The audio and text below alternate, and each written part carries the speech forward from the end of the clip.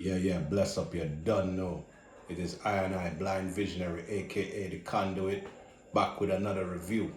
But before I get into the review, like, comment, share, and subscribe to the channel. Hit the notification bell. Tell a friend to tell a friend. All of that good stuff. But anyway, in this latest review, I'm going to be talking about the latest release from somebody who is of this earth but doesn't seem that way. Talking about Mo Rukuz and his new release, Behemoth. Very appropriate name from a brother who is very authentically filthy. Another word that comes to mind when you just think of how this brother rhyme and just this project in general is cold, lifeless, blackened, filthy, disgusting, grimy, muddy, sewage, like blood, entrails, like all of that stuff, narcotics, harlots, just the griminess of this planet in audio form. Don't expect to get any sort of upliftment from this. Don't expect to get any sort of positivity from this. Don't expect to get any sort of brain food from this. What you're getting is all the words that I just mentioned before. You know, ain't no ifs, ands, and buts about this dude Mo Rukuz. What you hear is what you get. And what you get is a brother who been through some shit and he's basically being himself and expressing himself in his rawest, most authentic form. And I can appreciate that. And vibe-wise, you know, this darker than my vision, straight up. One of the darkest projects come across this year. And it is very appropriate because I kind of feel wintry in the middle of summer when it hot in the ass. I think my forehead's sweating. Yeah, it was sweating. So yeah, it's a very, very, very solid project from start to finish. But I think it's an acquired taste, meaning not everybody gonna be into this super hard body, just in your face, rusty razor blade type shit. Bagging a galley just meat without a rubber type shit. This is the vibe this is on. This is the vibe Mo Rukuz gimme. And this is the vibe, the production and the vibe from start to finish. Like the intro kind of gives you the setup to what you're going to be hearing. And yeah, from start to finish, it's just brutality. Brutality, darkness. I wouldn't really say hard body shit because it's almost like it's smooth. It's like an assassin slitting your throat. It's not like bludgeoning in your face like Vinnie Paz type energy, but it's still a very sinister energy. And it's like, yo, the fact that dude could do that and actually maintain the listener, me, or whoever else is listening to it, all the way through the journey is a testament to the fact that before I even get into the track breakdown, this dude complements the beats and the beats he chose complements him. So in a couple of cases, I'm like, damn, this kind of done quick, but it's almost like, I don't think he wanted to OD. He knows that he's like sending and selling audio narcotics. And yeah, there's some potent shit. And the only thing I can sum this up with is like, this is for certain people. And I get that certain people might not say, well, this is, they might say that this is not their vibe, sorry, it's fucking late.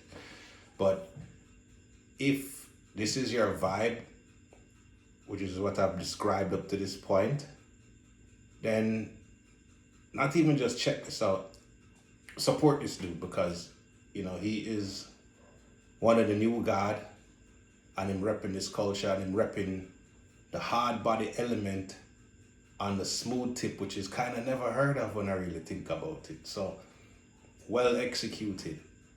And the thing about this is it could have gone wrong as far as sounding forced. It could have just been a thing where, okay, the beats overpower anything because, everything, because that's happened in a lot of hardcore releases, but everything complements everything. The features, all the features on this do their thing. And personally, if you're with a girl and you play this around her and she's available and she actually says this is dope, marry her. Because that's a 1 in a million woman. Like that. Again, this is not for everybody. And that's not a negative thing. Shit, you know what kind of world this would be if everybody was into this shit. It would be no bueno. But anyway, that's kind of all I can say about it, because there's not very much to get into besides what I say. What you hear is what you get.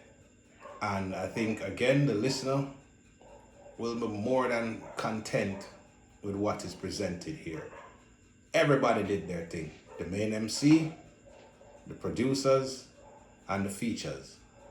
All the features have dope verses, and nobody really murdered anybody, so to speak. It just shows a testament to how ill everybody on this was, and yeah, everybody got their assignment. Actually, I take that back. There's just one particular thing that I think kind of messed it up, but it's not because the dude is whack. It's not a whack verse. I just think the aesthetics and the energy of the verse doesn't match the rest of the palette. But anyway, I digress. But anyway, moving on to the section of the review where we break this shit down track by track. So then, of course, we'll start with the intro / the unveiling. And immediately, once you put this on, you feel like a certain energy come over you. You feel the mood change, and it kind of sets you up with this eerie monologue about the planet basically being fucked. And, all that's left is death. And it's like you open a rusty tomb and all the cobwebs and the dust and all sorts of shit flying at you, and you're like, oh fuck. Yeah, I have to go into this musty, dark, uncertain place. And yeah, lo and behold, the title track, Behemoth, with cuts by Tone Spliff, produced by Hanzo Blaze, does just that. You're like, yeah, welcome to this tomb of a really grimy but fucked uply smooth place. Fucked uply, I just made a word up. But yeah, this song gives you the perfect example of the environment of the rest of the album. The feel and the vibe. And it's dope as fuck. The issue I have is just one damn verse. Wish it was longer. It was bittersweet. Literally. But in this way, bitter is a good word because this is audio bitterness.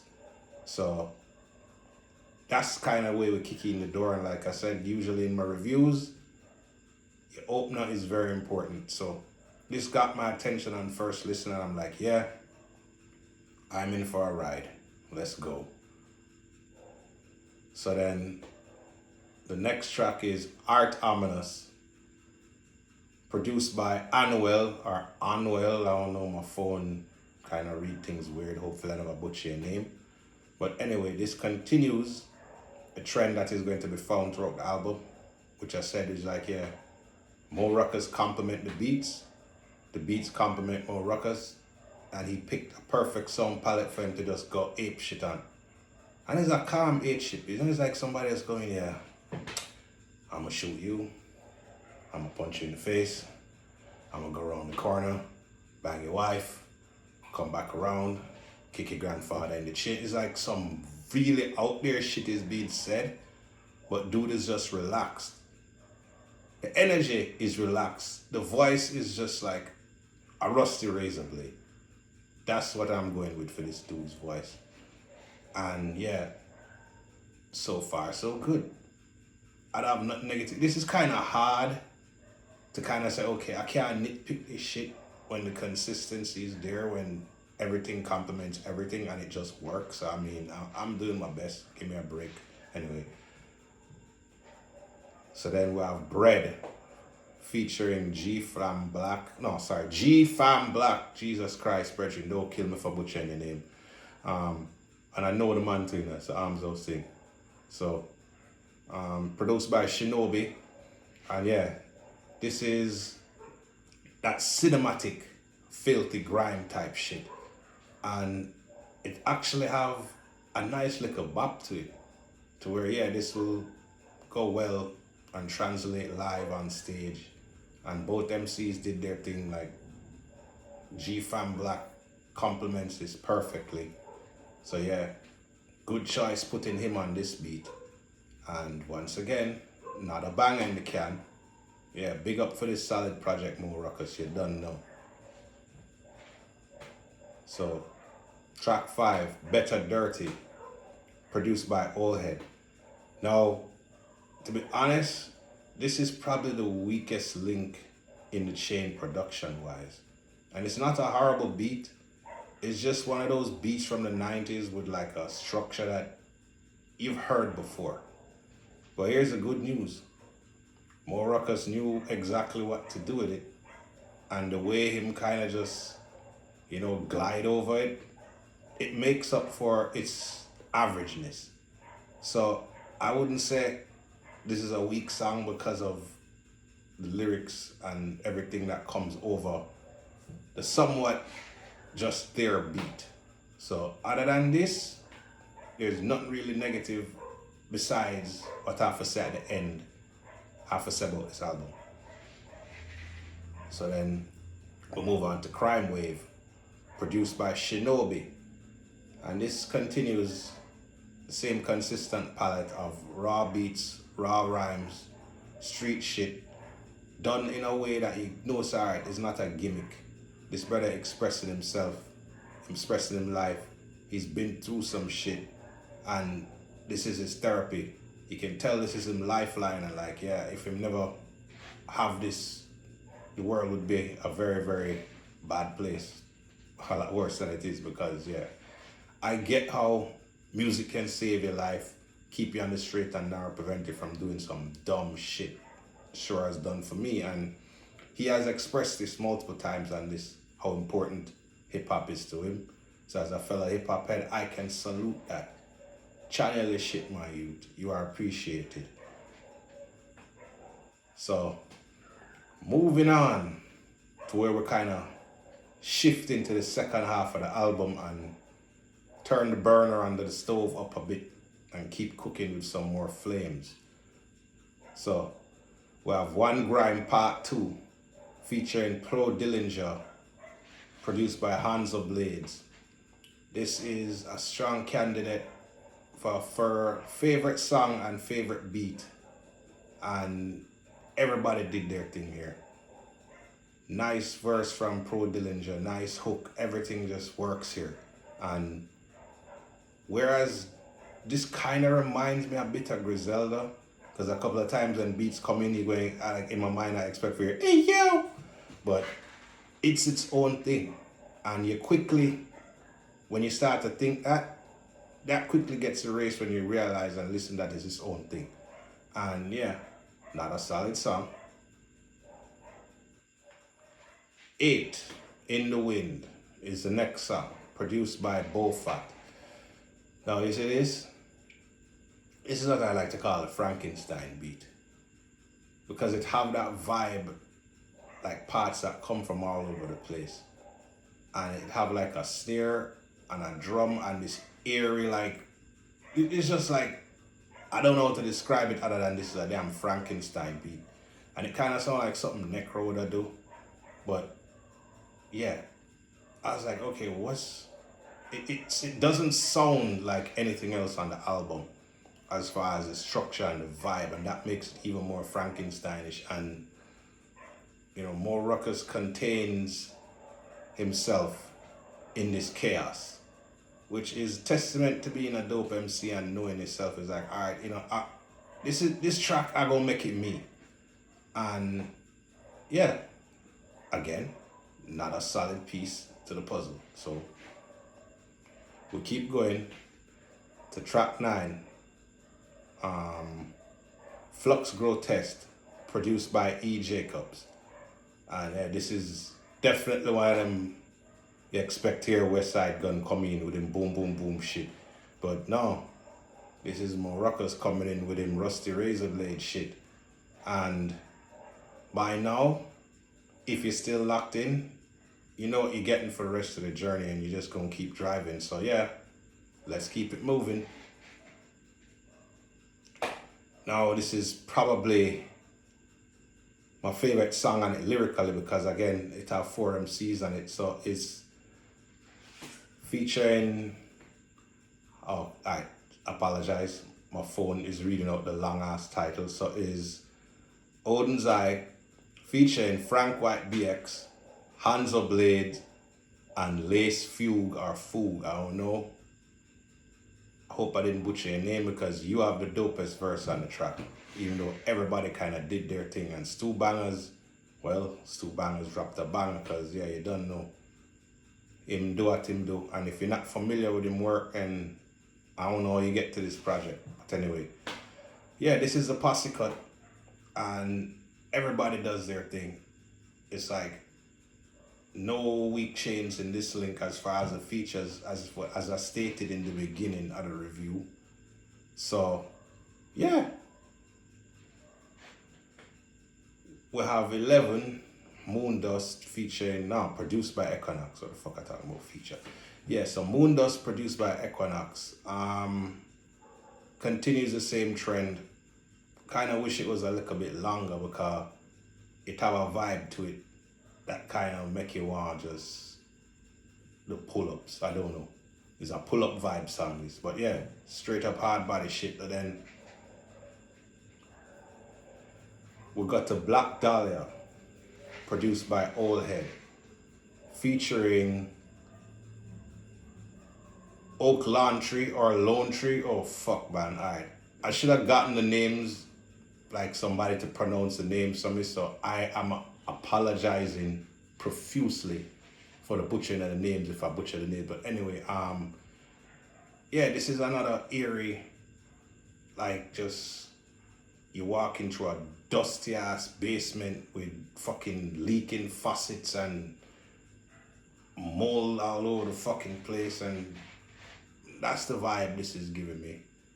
And both MCs do their thing, and Old Head kind of have an established vibe that I rock with, because it's an audio palette that gives the MC room to do him thing, and I can appreciate that for what it is. Like, as I listen to the dude's production, it grows on me more and more. I was like, all right, cool, I get it.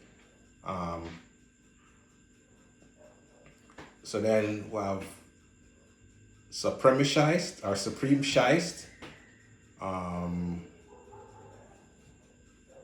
produced by Hanzo Blades, featuring Lace Fuge. And yeah, this have a hype. This is probably the hypest song on the whole album, and it works.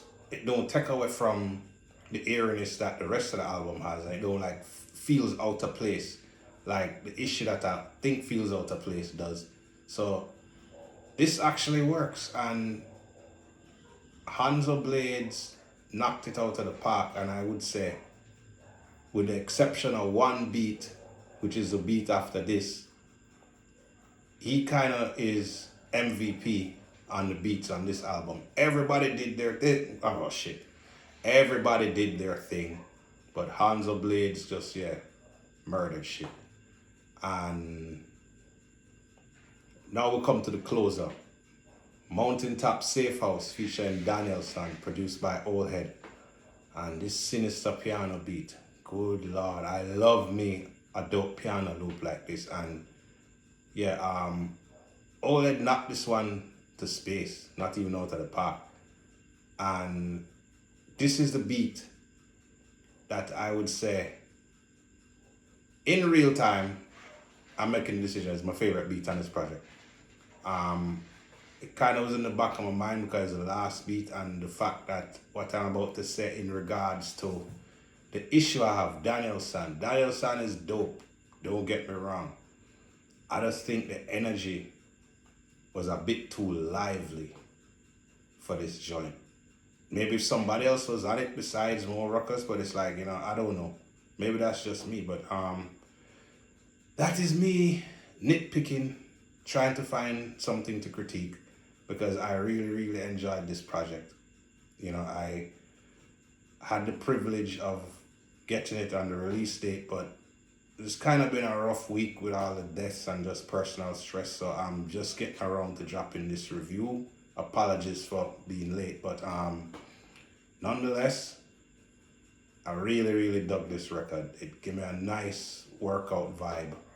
And as somebody who liked that hardcore shit, that dark shit, that evil shit, I was very, very, very pleased with this. And if you like that dark shit, that grimy shit, that evil shit, if you like somebody have a voice that sounds like a rusty razor blade, then Behemoth by Hands of Blades is for you. You done know. Big up Six Man Entertainment, big up Culture Corner, big up Hip Hop. You done know. I have spoken. Bless up. Alright, what the fuck you doing? Stop recording video.